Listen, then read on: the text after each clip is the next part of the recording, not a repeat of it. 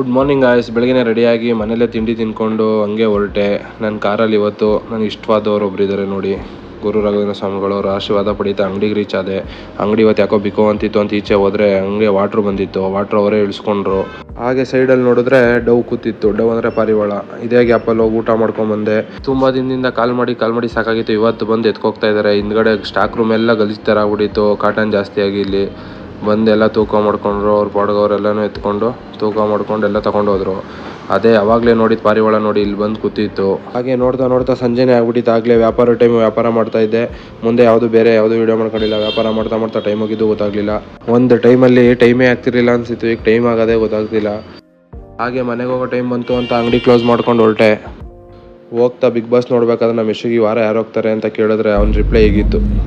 Big boss ಅಲ್ಲಿ ಯಾರು ಹೋಗ್ಬೇಕು ಈ ವಾರ ನಿಂಗೆ?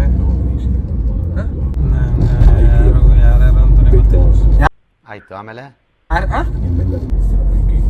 ವಿಡಿಯೋ ಮಾಡ್ತಾ ಇದೀನಿ ಅಂತಾನೆ ಮಾತಾಡ್ತಾನೆ ಅವನು.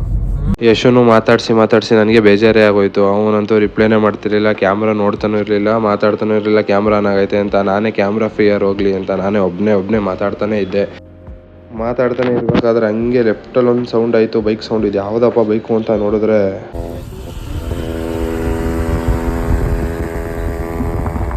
3-4 ಜನ ಫ್ರೆಂಡ್ಸು ಬೈಕಲ್ಲಿ ಎಲ್ಲೋ ರೈಡ್ ಹೋಗ್ತಿದ್ರು ಅನ್ಸುತ್ತೆ.